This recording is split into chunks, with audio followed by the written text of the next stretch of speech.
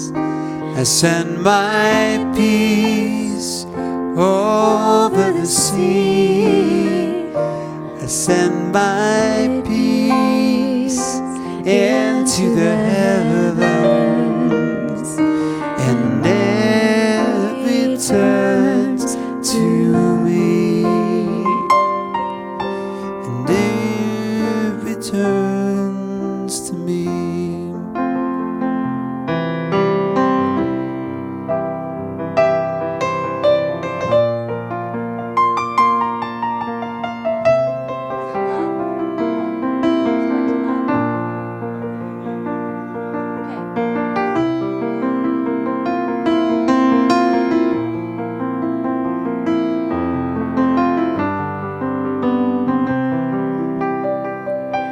Send my love over the mountains.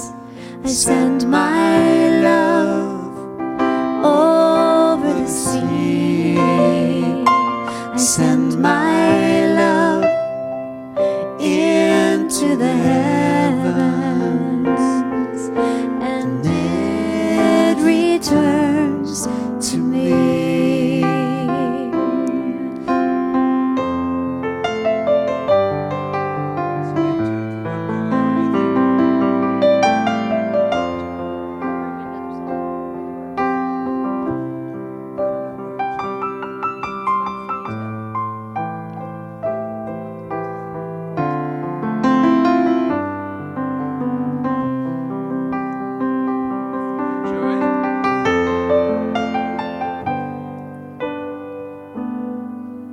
Send my joy over the mountains. I send my joy over the sea. I send my joy into the heavens, and it returns to me.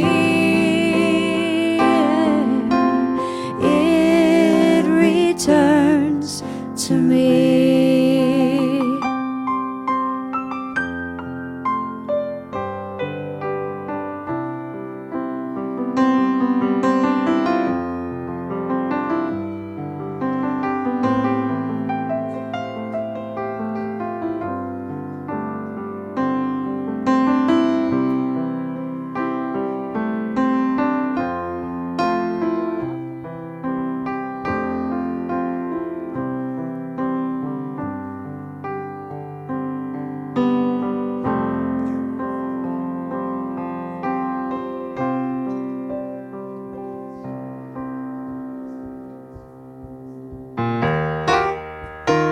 Good evening, everybody. Welcome. We're going to sing our welcome song together. There are lyrics in your program if you need them. Maybe you know them by now. So we're welcoming everyone who's coming in the door and everyone who's already here.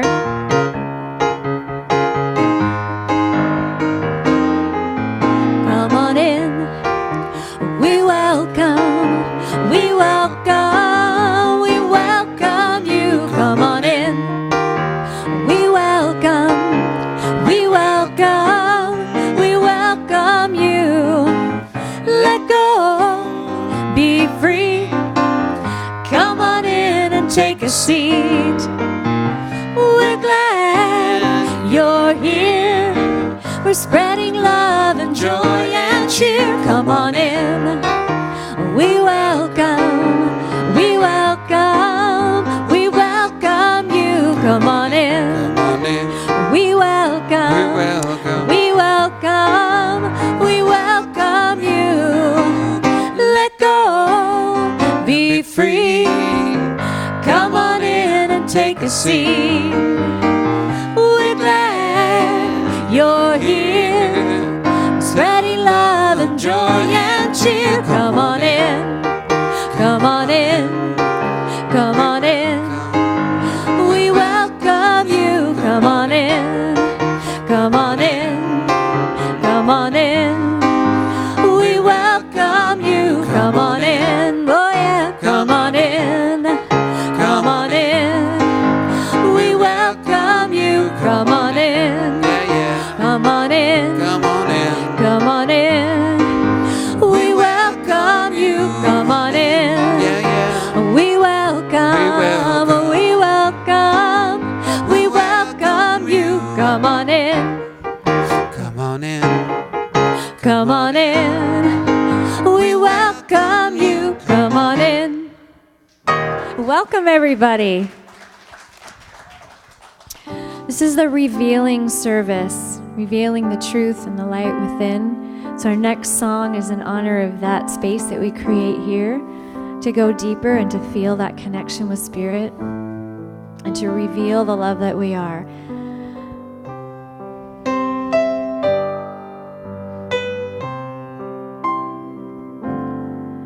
Reveal, reveal the love inside of me. Reveal the love that I was meant to be. Every time I open up, love is what I see. Reveal the love in me. Reveal, reveal the peace inside of me.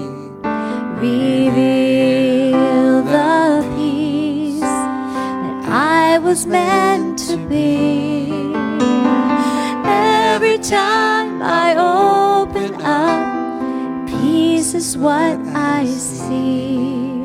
Reveal the peace in me. Reveal, reveal the joy inside of me.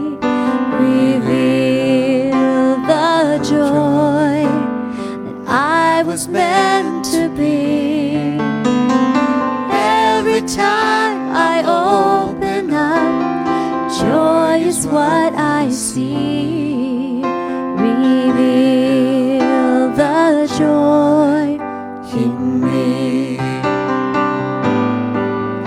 Reveal, reveal the love inside of me.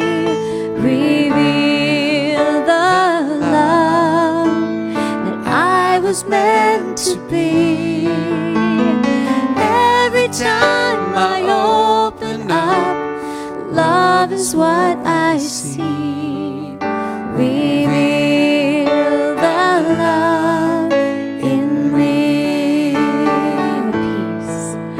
Reveal, reveal the peace inside of me. Reveal the peace that I was meant to be. Every time I open up, peace is what I see. Reveal the peace in me. Reveal, reveal the joy inside of me. Reveal the joy that I was meant to be. Every time I open up, joy is what I see. Reveal the joy in me.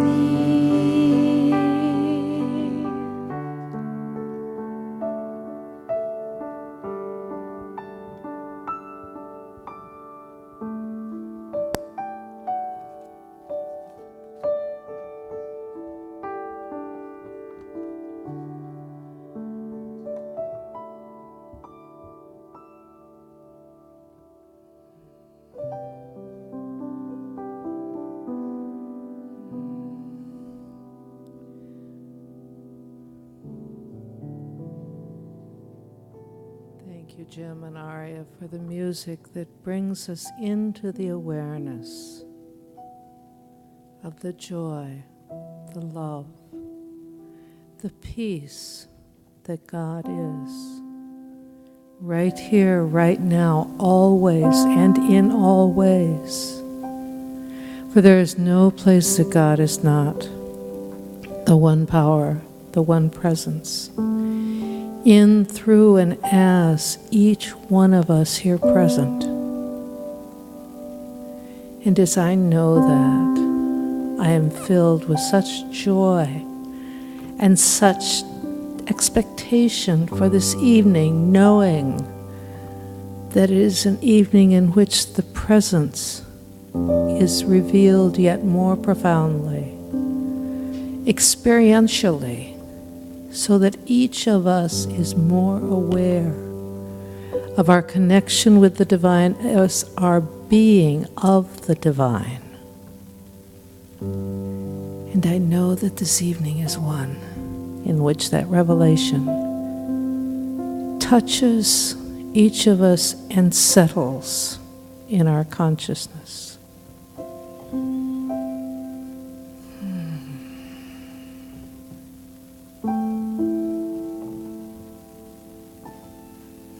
And my reading this evening is from the Tao of Leadership, Leadership Strategies for a New Age of Consciousness, by John Heider. There are two readings I've picked. One is entitled, Unclutter Your Mind. Beginners acquire new theories and techniques until their minds are cluttered with options. Advanced students forget their many options. They allow the theories and techniques that they have learned to recede into the background. Learn to unclutter your mind. Learn to simplify your work. As you rely less and less on knowing just what to do, your work will become more direct and more powerful.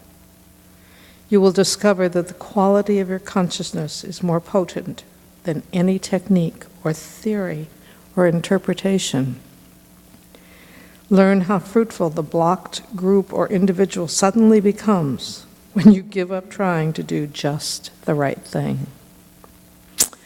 The other reading is The Ripple Effect. Do you want to be a positive influence in the world? First, get your own life in order. Ground yourself in the single principle. Ground yourself in God, so that your behavior is wholesome and effective. If you do that, you will earn respect and be a powerful influence. Your behavior influences others through a ripple effect. A ripple effect works because everyone influences everyone else. Powerful people are powerful influences. If your life works, you influence your family. If your family works, your family influences the community. If your community works, your community influences the nation. If your nation works, your nation influences the world. If your world works, the ripple effect spreads throughout the cosmos. Remember, your influence begins with you and ripples outward. So be sure that your influence is both potent and wholesome. How do I know that this works? All growth spreads outward from a fertile and potent nucleus. You are a nucleus. This evening, Reverend Katherine's talk will be Perfect Practice.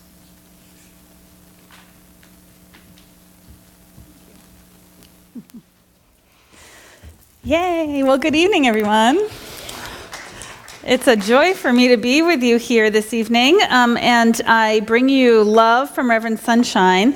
Unfortunately, Reverend Sunshine's partner, Sunny, is having some physical challenges and ended up in the hospital over the last week, and then she got out and she was doing better, and then she ended up back in the ER today. And so we're going to join, and she's fine, she's stable, they're working on it, she's getting better. But of course, Reverend Sunshine wanted to be right by her side, and of course I said, I'll do anything you want. And so we're going to send them some love and hold them in consciousness and hold them in prayer, and absolutely. And at the end of the service, I'll be treating for Sunny and for Sunshine and for all of us, just to know that the fullness and the perfection of the divine is revealing right where she is. And so, in the meantime, we get to come together, and I get to come and spend some time with you. It's my first time in the new version of this service, in the revealing service, and it feels so good just walking in and being able to say hello to everyone and coming together in the music. Thank you so much. And Candace, thank you so much that's a couple of my favorite readings. And when I got the call this morning, they let me know that your theme for the month was based on practicing the presence. Joel Goldsmith, have you been reading that book? I'll tell you, this is and that's why I had to say yes. As soon as she told me what it was, I couldn't say no. No matter what I had planned today, no matter what was going on, and to tell you the truth, it was my one day off in about 2.5 weeks, but I didn't care because practicing the presence is my absolute favorite spiritual book of all time. I meant to bring it out, it's in my office, I'll show you later if you want. I have rubbed those pages raw. There are pages that are ready to disintegrate because I have been focusing so hard on one sentence at a time that I'm rubbing that page raw, trying to figure out what it says. And you know there's power there. You know there's conscious power in each and every word of that book. And so it's fun to go back through it again. It's one of those that obviously I go back over and over and over again. Almost every page is earmarked, and I just stopped highlighting it because there'd be less highlighted than there wouldn't be any words that wouldn't be yellow or orange or pink or whatever pink on top of orange and on top of yellow would be. So Reverend Sunshine set the title, though, of Perfect Practice. So we're going to talk about what a perfect practice would be. And first I need to start by talking about the word perfect. That word gets me. Does it get you? Do you like that word? I don't really like that word. Perfect practice. What do you think of when you think of perfect practice? I think of what the Dalai Lama does in his spiritual practice, right? I'll even think of Christian. I'll think of Reverend Christian, what he does in his spiritual practice, because that man is walking consciousness, right? I'll think of my teachers, and I actually don't really know what their spiritual practice is, but I just know it must be perfect because they have the wisdom and they have everything that I want. And so it has to be perfect. But that puts me into a place of comparison. And there's no possible way that I could have the spiritual practice of Christian Sorensen. There's no way that I could have the spiritual practice of Mother Teresa or of the Dalai Lama. And so it makes us think, okay, well, what does perfect really mean? If it doesn't mean comparing to something outside of ourselves, what does perfect really mean? Well, I'll tell you. What you're doing is perfect. Even if you're not doing anything, the fact that you got into the room here tonight, that's perfect. Perfect is the divine expression. Perfection is what is. Because if it's all God, right? And we say that all the time. God is all there is. It's in, through, and as all things. That essence, that life principle, that truth is the is. And if it's all that there is, the expression of it is perfect. And so I want everybody to pat yourselves on the back, all right? So for what you did today, even if it was just getting here, you made a good choice. You're already doing the perfect practice. So now that we got that whole perfect thing out of the way, I wanted to kind of correlate with the idea of practicing the presence before we go on. And so I pulled out one of my favorite pieces from the beginning of what it talks about just in terms of what we're doing when we're practicing the presence. And so Goldsmith says that every person who has known dissatisfaction, incompleteness, and frustration will someday learn that there is only one missing link in his entire chain of harmonious living. That is the practice of the presence of God, consciously, daily, and hourly. And so in every moment, the goal is for us to remember the divine. In every moment, realizing that this body, that this experience, that whatever is before you is not just what you see on the outside. There is a magical invisible force revealing itself through every experience, and it's revealing itself for your highest and greatest good. And so the more that we can remember that, the better off we are. The more that we can remember that, the closer we are to practicing the presence of God. And so, perfect practice is being present in the moment. And I'm not going to tell you anything you don't know. If you're here, you know this already. But we're going to remember it together as a community tonight. And this is going to be a fantastic week because you chose to be here. And because we can, in consciousness together, remember on a deep level that this is really God revealing itself. And so being present in the moment means not worrying about what you said today, about not worrying about what happened yesterday, about the fight that you had 3 years ago with your cousin, or the fact that you got laid off from a job, or what happened in the past. Having your focus in the past keeps your creative energy busy and focused on that. Being present in the moment doesn't mean worrying about the future, about what's going to happen. What are you going to eat after the service? What kind of cookies we have. I stopped worrying about that. I know that we have cookies. That's all I know. Because God is in the cookies. But the idea that the concern about what if I don't make my potential? What if I can't get my dream? What if I never meet my perfect partner? What if I don't have the family I think I'm going to have? What if? If we're focused on those concepts, you can't be present in the moment. And the only place that we can experience the divine is in this present moment, having our full attention here. And so realizing the truth of who we are is what we're trying to do in that moment. And so I know that I am the divine expression of God. I know that I am loved and lovable completely, right here and right now. I know that I am sourced and supported from on high. There is nothing else but abundance and fullness and support. I know that I am creative and that any mess I can get myself into, I can get myself out of. It's the way it works. Ernest Holmes says that the universe, that the infinite, makes itself known through the universe for its own pleasure and its own delight. We are Spirit's delight, revealing its joy and its truth. And I love the absolutist perspective of Joel Goldsmith. There's no gray area. There's no what if. But what if I did this? Or what if I thought that? Or what if there's no what if. There just is. And so it speaks to us on that deep level. And sometimes our brains hurt because we try to figure it out, right? And I'm trying to understand it. And that's the times when I actually would take the book and I bang it on my head. Come on, God, just give me the infinite download. Just give me the download of the book, please. Sliding it under my pillow at night.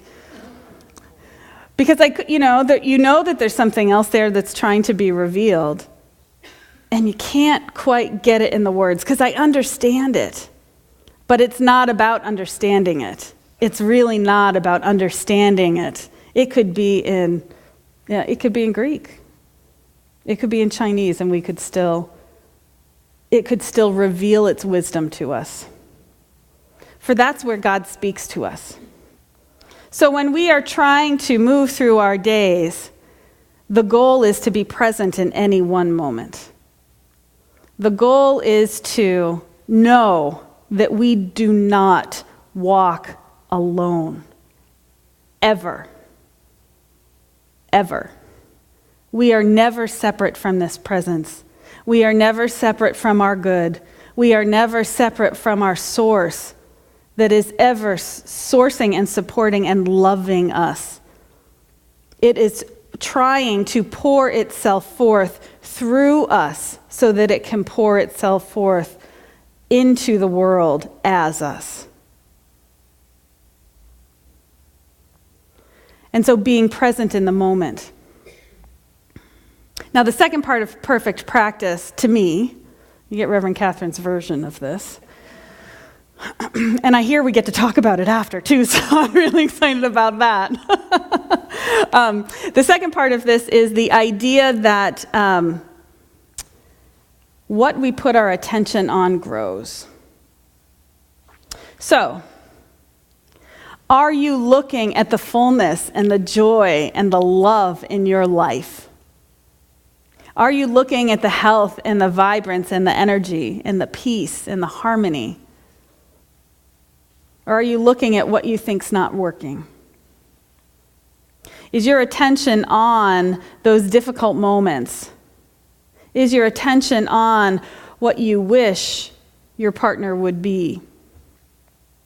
I just returned from the convention, the Centers for Spiritual Living convention, and I'll tell you, it's really fun to get together with 500 religious scientists and probably 300 ministers, and with all the other ministers giving their talks through the week, we steal from each other. It's really great, and I'll admit it. I got this from another minister, and so they were talking about the idea of going to the land of Ur. Okay, that this is a mystical place that we enter into.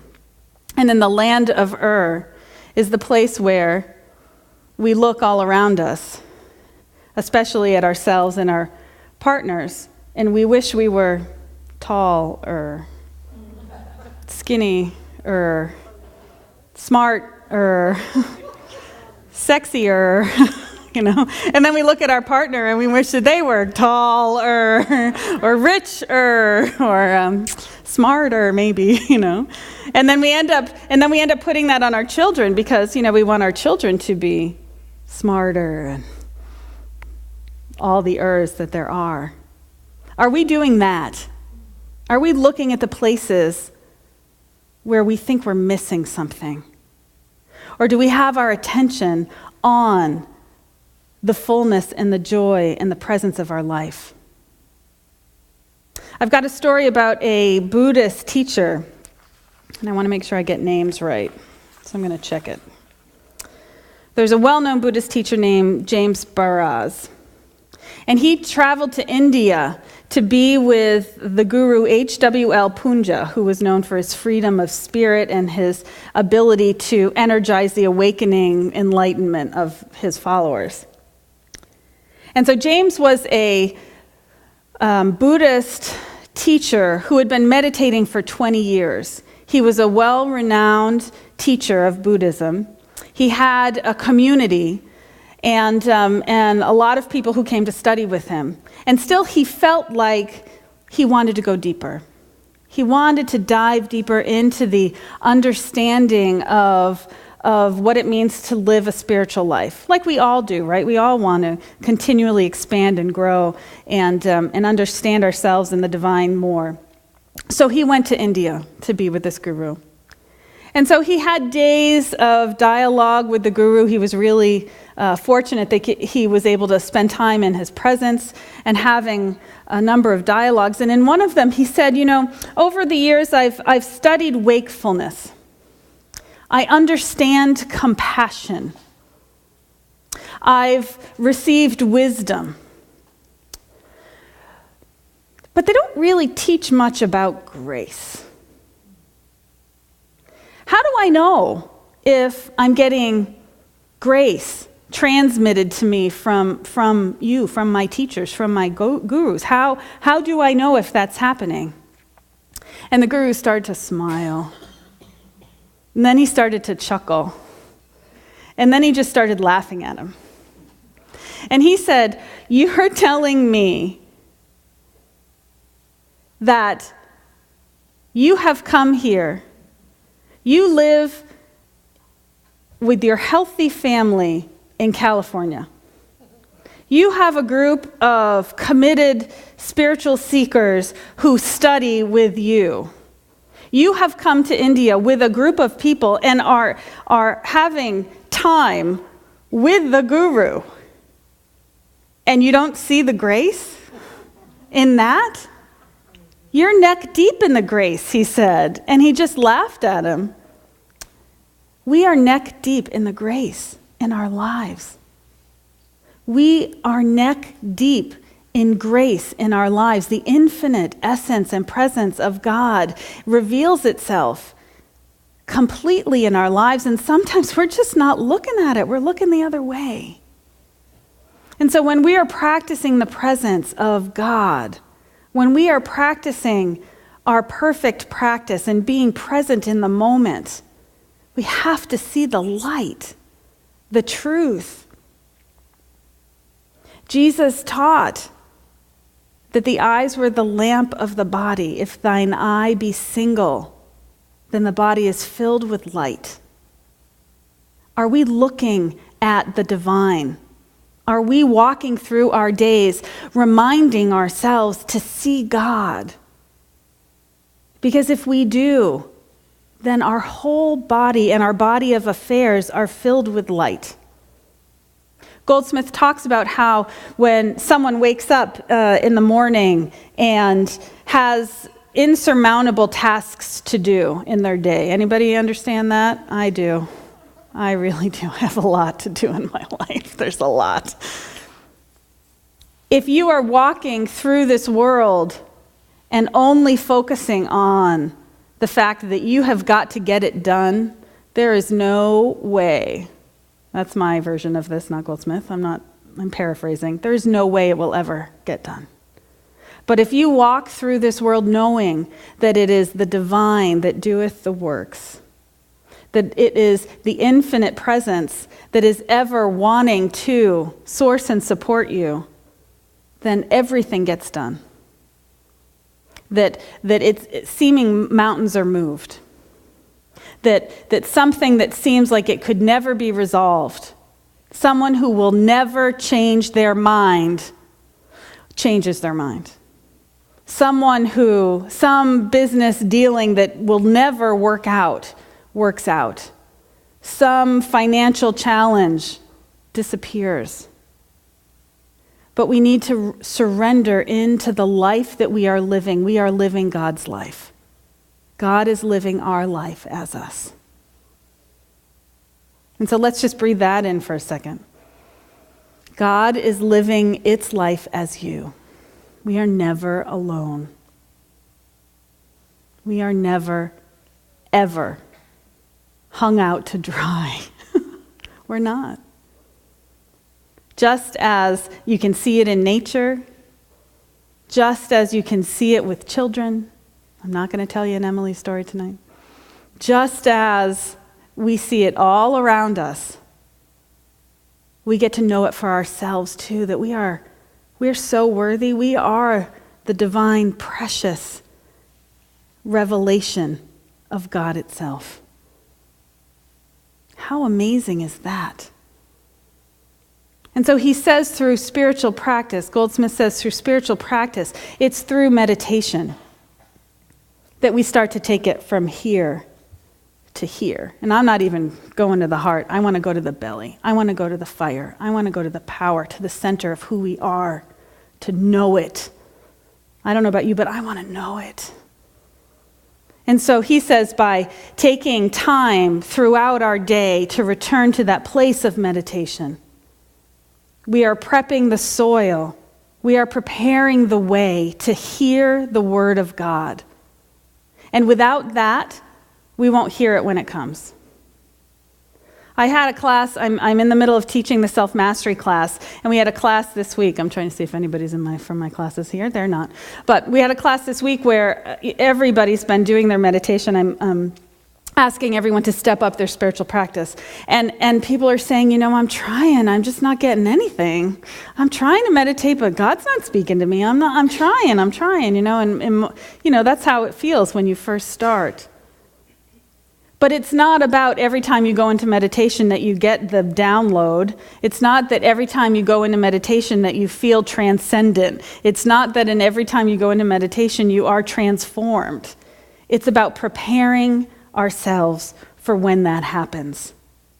Without doing that preparation work, we won't be able to discern the voices in our heads. And I'm a good Gemini too, so I have lots of voices in my head. And I will admit that. So it's through that daily practice and then returning to it over and over again during our day to go deeply into that place that we are able to prepare ourselves to feel and to know that truth of God revealing itself. That's what practicing the presence is about. Can we move through our days and allow the grace of God to reveal itself as us? Can we allow grace to come into our relationships? Can we know that we are supported on a deeper level than we've ever allowed ourselves to be? This is some deep work. This is setting the bar pretty high. I like that Reverend Sunshine did this in her second month here. I think that's pretty cool that we're doing that now. This is an incredible book. It's an incredible amount of information. And so I strongly suggest that you stay with it, that you allow yourselves to find a way to implement this into your daily life. Because as we walk together, we can remind each other. Because I know that when I look at you, I see the divine in action. And I know that when you look at me, you can see that too. And so this is why we're in spiritual community. This is who we are and what we do. And the truth is, we have to do it for ourselves. We have to do it for ourselves. We have to find a way to go deep into the center of our being and allow the infinite space.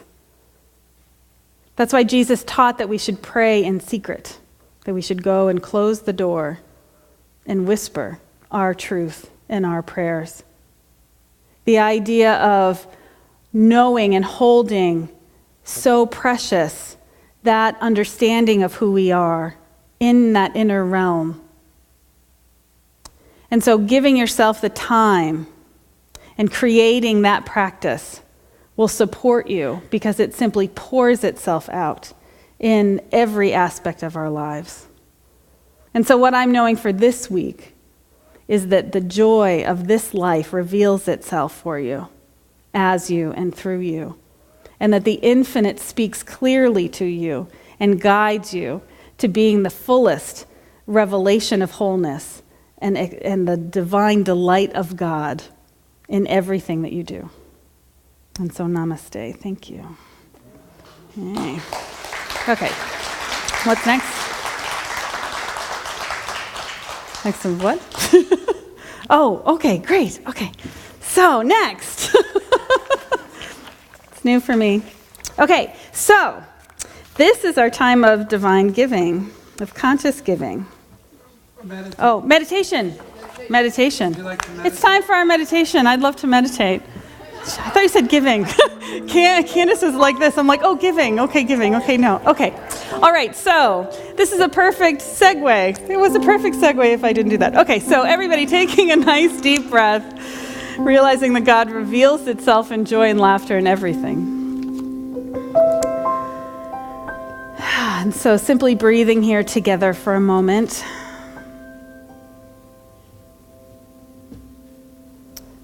Just letting go of any thoughts, surrendering any questions.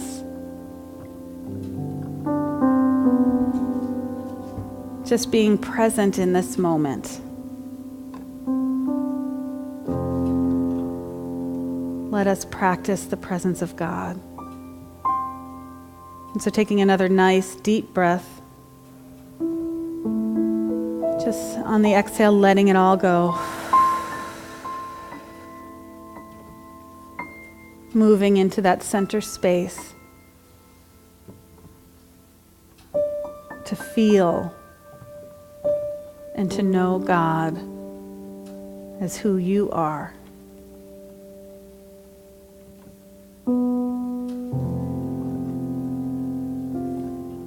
And so with these few moments,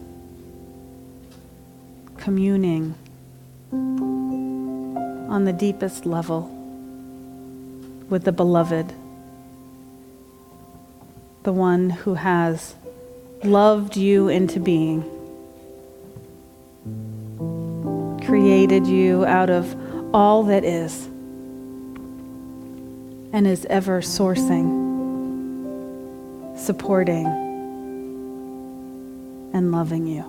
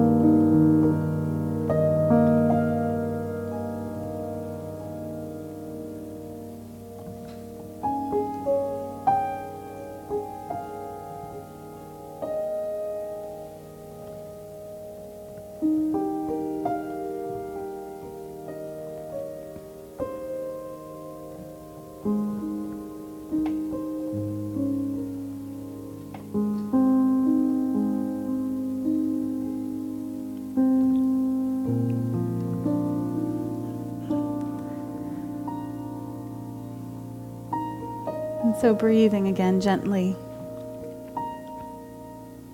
I'll invite you to ground this feeling for yourself.